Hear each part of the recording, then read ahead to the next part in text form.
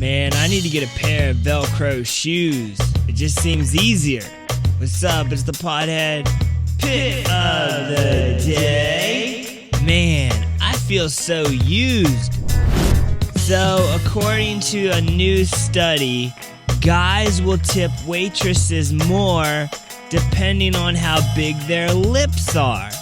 So if a girl has some big lips, some DSLs, we will tip them more compared to like someone with thin lips. But make sure you don't go overboard with this, cause no one's tipping that.